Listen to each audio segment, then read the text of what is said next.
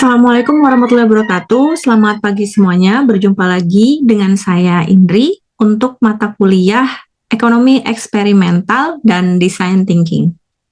Baik rekan-rekan mahasiswa, pada video pembelajaran kali ini saya akan menjelaskan bagaimana design thinking dapat berguna untuk bereksperimen dalam hal eksperimennya di dunia ekonomi atau di lingkup ekonomi. Maka dari judul pembelajaran kali ini kita akan membahas tentang make it possible. Dari impossible kita akan bikin menjadi possible. Dan ini tujuannya adalah for good economic with design thinking. Seperti apa sih yang akan kita lakukan? Yang pertama, masih mungkin terfikir dalam benak-benak teman-teman semua gitu ya. Kenapa sih saya harus melakukan eksperimen? Kenapa di dalam kehidupan sehari-hari, terutama dalam lingkup ekonomi, kita harus bereksperimen? Jawabannya berdasarkan gambar yang teman-teman lihat ini, bahwa apa yang kita ekspektasikan itu tidak sesuai dengan yang kita reality. Contoh simpelnya saja seperti ini. Ketika rekan-rekan ingin berangkat dari rumah menuju ke kampus, pasti di sana akan ada banyak alternatif jalan yang akan teman-teman tempuh. So, kadang kalau kita punya beberapa pilihan jalan, ada jalan yang A, ada jalan B, ada jalan C. Nah, teman-teman maka akan memilih sesuai dengan kriteria yang teman-teman miliki. Contoh kriteria apa nih gitu untuk menentukan jalan yang terbaik. Satu, waktu tempuh. Mungkin ada yang teman-teman berangkat ke kampusnya, ada yang udah mepet nih 30 menit sebelum jam perkuliahan dimulai. Maka teman-teman akan memilih kriteria dengan jalan yang ditempuh yang tercepat. Tapi kalau teman-teman masih memiliki waktu sekitar 1 sampai dengan 1,5 jam mau berangkat ke kampus, maka teman-teman akan memilih jalan-jalan yang lain mungkin yang dibilang safety, nggak begitu banyak polisi tidurnya, nggak begitu banyak lampu merahnya, dan lain hal. Tapi mungkin jalan itu jalan yang lumayan jauh. Atau tadi yang udah lewat mepet banget ya, mau berangkat ke kampusnya udah injury time nih gitu. Nanti saya akan terlambat, maka biasanya teman-teman akan memilih jalan tol. Nah, tapi ternyata ketika sudah kita memilih yang tadi, even kita memilih jalan tol, jalan paling tercepat pun, life is not about the real expectation, what we want to do, sometimes we have problem. Ketika kita mau melakukan sesuatu, kita mau menghadapi sesuatu, ternyata there's so many problem of it. So, jadi kita harus choose mana nih eksperimen yang akan saya lakukan, atau saya harus melakukan apa untuk mendapat tujuannya saya bisa sampai di kampus tidak terlambat, sekalipun terlambat saya harus meminimisasi keterlambatan. Nah, terkadang realitanya pada saat sudah memilih jalan tercepat, ternyata masih ada aja kemacetan atau adanya accident di jalan sehingga menyebabkan jalan tadi juga macet. Yang tadinya jalan tolnya berharap jalan tolnya jadi jalan yang paling faster, tapi ternyata ada pintu tol yang rusak atau sinyal untuk pembayaran e-tolnya yang tidak memadai, maka ini juga menjadi sebuah hambatan. Lalu apa sih yang seharusnya dapat kita lakukan agar tadi perihalnya realita itu bisa sesuai atau paling tidak kita mampu untuk meminimisasi apa yang tidak sesuai dengan ekspektasi kita. Maka di sini ada yang namanya how do we find out what we want. Apa sih yang sebenarnya kita mau untuk melakukan sesuatu? Maka kita harus tahu dulu pertama accept terhadap keadaan. Keadaan apa yang sedang kita alami sekarang. Tadi ada kemacetan, kita dituntut untuk waktu yang jauh lebih cepat. Nah, pemerintah saya rasa di setiap adanya pergantian kepemimpinan, apalagi untuk kepemimpinan Jakarta, selalu bilang bahwa Jakarta harus dikurangi kemacetannya. Tapi dengan cara apa? What we gonna do? Untuk minimize the traffic jam. Apa sih yang harus kita lakukan? So what we gonna learn first, kita harus terima dulu di beberapa wilayah-wilayah ini memang itu wilayah macet. And then we understand, kita akan mengerti kenapa sih penyebab kemacetannya. Kenapa sih ganjil genap nggak dibuat aja dari jam 6 pagi sampai dengan jam 00 atau sampai keesokan harinya. Kenapa ganjil genap itu diberlakukannya hanya pada saat jam 6 pagi and then at least until 10 pagi. kita harus ngerti dulu bahwa memang jalan macet itu mungkin hanya di rush hour, hanya pada saat orang-orang itu untuk berangkat kerja. Nah, kemudian kita akan mengobserve tadi ketika kita sudah melihat bahwa rush hour itu di jam 6 sampai dengan jam 10 pagi. So you have to do your observe. Kamu udah melihat bagaimana observasi yang sedang kamu lakukan. Nah, ketika kamu tahu bahwa kemacetan itu terjadi di jam 6 sampai dengan jam 10, define point of view. Kayak tadi kita kembalikan lagi ke in case permasalahan yang teman-teman miliki. Oke, saya itu selalu bangunnya kesiangan dan pilihan alternatif jalannya ada 3. Ada jalan yang jauh, ada jalan yang lumayan dekat tapi padat, atau lebih dekat lagi tapi saya lewat jalan tol. Oke, we define out our point of view. Mana yang lebih memungkinkan untuk kita lakukan? Ketika memang orang tua kita memberikan uang sakunya banyak, oke, saya akan isi e-tol dan kalian juga memiliki kendaraan roda 4, mobil ya. Oke, saya akan pilih jalan tol. Tapi ternyata orang tua kita nggak ngasih kendaraan roda 4 dan orang tua kita nggak ngasih uang jajan banyak. Tapi kita udah mepet banget nih mau berangkat ke kampus. So, pasti kita akan pilih jalan yang ya tercepat tapi it's sometimes crowded, Bu. Sometimes kita lihat ada kadang kecelakaan, kadang ada anak sekolah yang harus berangkat sekolah jadi jauh lebih ramai lewat jalan situ. Or kamu harus ambil the other plan bahwa memang kamu sadar kamu tidak bisa bangun begitu cepat. You set your alarm more early morning before your time class will going out.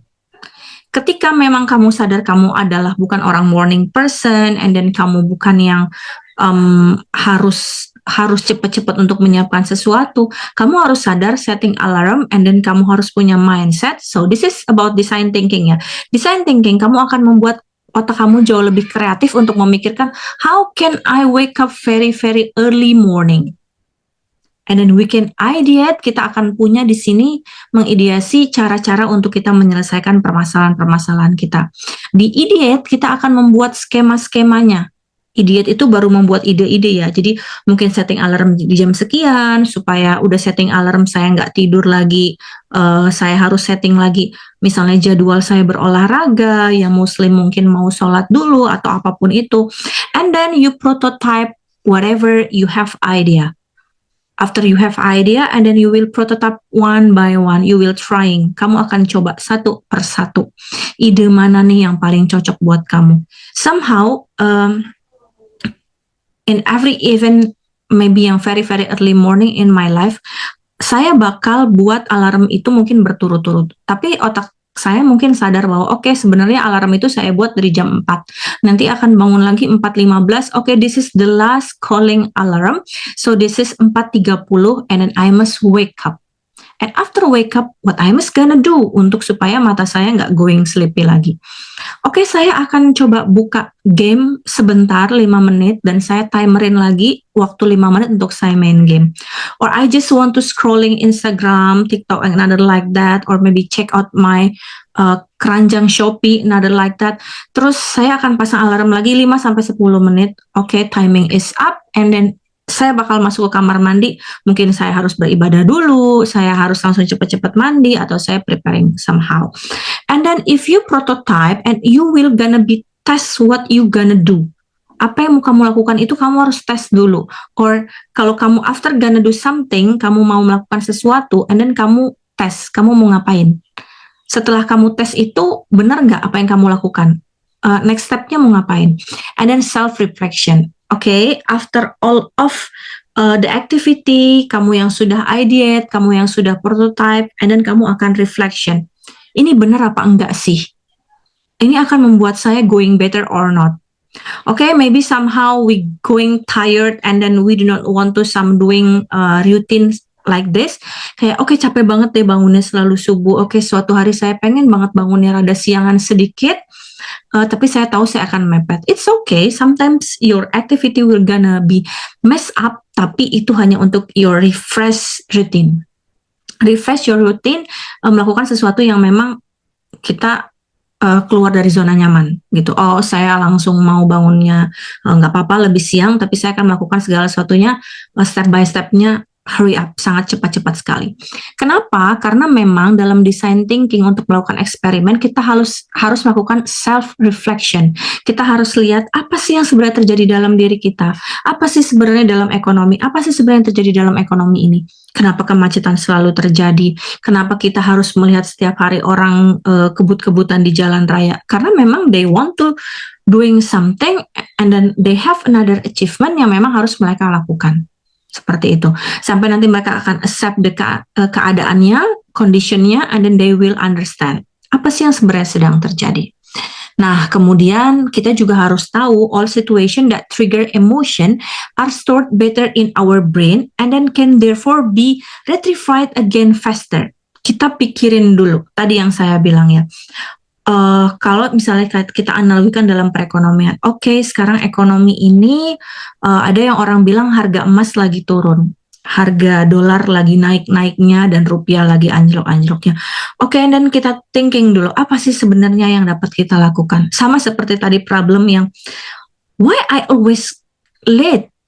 Kenapa saya harus selalu terlambat untuk menyiapkan sesuatu? Apakah memang saya orang yang telat? Apakah saya tidak bisa jauh lebih cepat? Itu yang harus teman-teman lakukan, all situation that trigger your emotion. Ada masalah apa? Dia bilang di sini, how did it feel? How did it taste? Kita harus rasain. How did it sound? How did it smell? Kamu harus bisa tahu apa sebenarnya terjadi. Nah, this is the process of empathy.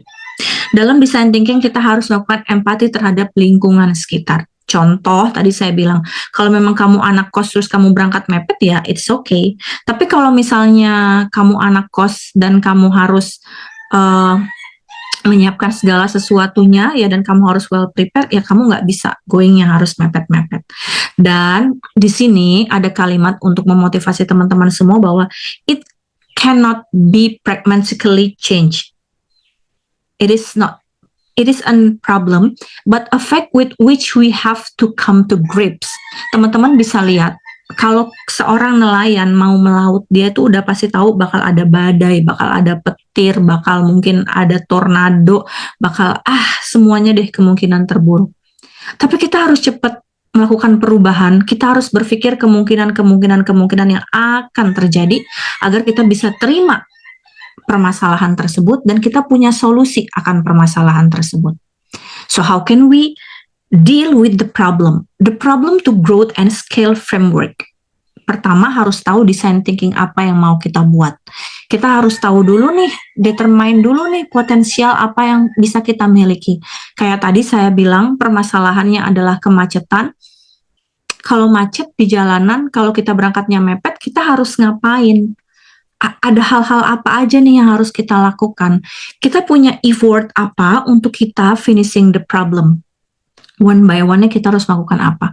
And then we doing research, maybe it's just for some economic problem, do some research, reading a journal, and then discuss with another expert. Yeah, you must do it. But maybe for a little scale problem, kamu bisa lakukan apa sih yang sebenarnya kamu miliki. Kamu punya potensi apa tadi. Supaya tadi permasalahannya bisa selesai. And then co-creation, melakukan segala sesuatu yang sebenarnya kita butuhin. Kita memang harus melakukan itu untuk catching up, keluar dari zona nyaman. Learn to be startup, kita harus punya, kalau kata anak zaman sekarang tuh jalan ninjanya, fast track-nya kita harus ngapain. Terus kita harus tahu bisnis ekosistem yang sebenarnya sedang dirancang sama pemerintah itu seperti apa. Atau tadi kalau bisnis ekosistem dalam permasalahan kecil sehari-hari kita bisa tahu kita mau ngapain ya gitu. Kita punya potensi apa nih di jam sekian kalau kita berangkat pagi. Mungkin nanti saya bisa melakukan apa ya gitu. Mungkin saya bisa berangkat jauh lebih cepat dan kita bisa preparation supaya saya bisa berolahraga. It sounds of the business ecosystem, but it just for yourself, hanya untuk diri kamu pribadi gitu. Tapi kalau untuk perekonomian ya tadi ganjil genap sebenarnya contohnya aja untuk merancang orang-orang bisa membeli mobil itu lebih dari satu gitu ya. Bisa ada yang punya mobil ganjil, ada yang juga bisa punya mobil dengan plat genap.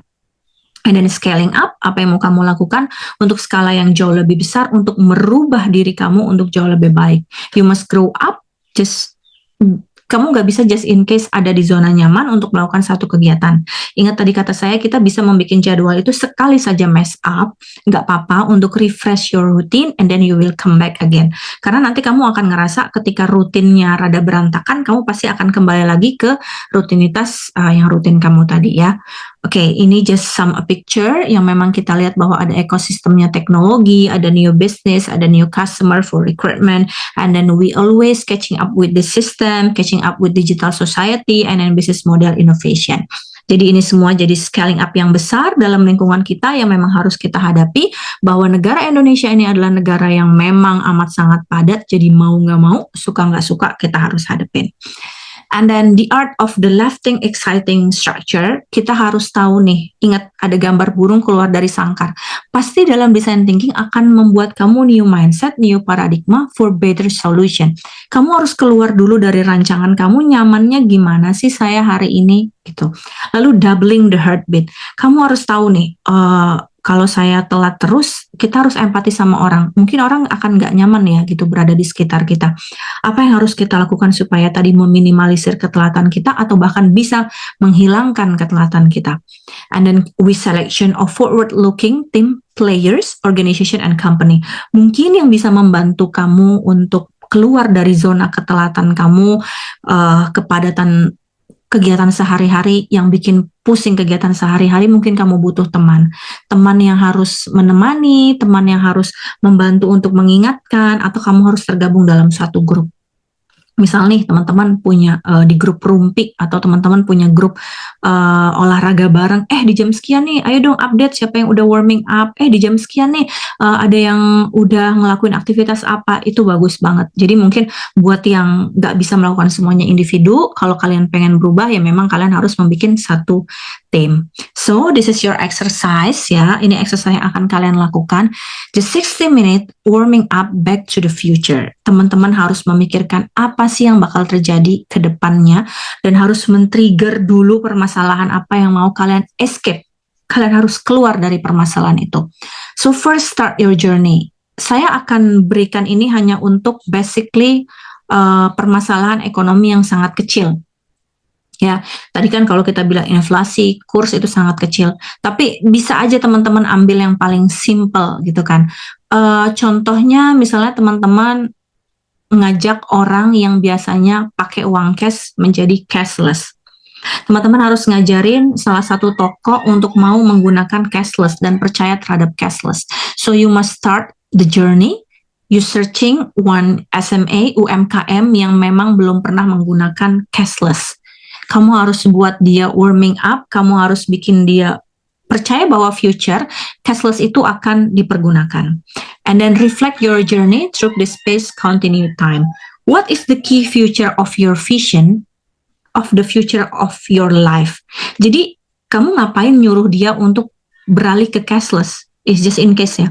Supaya nanti gak terlalu banyak nih peredaran uang, gak terlalu banyak kuman yang bersarang di uang-uang juga yang jatuh ke tangan kita.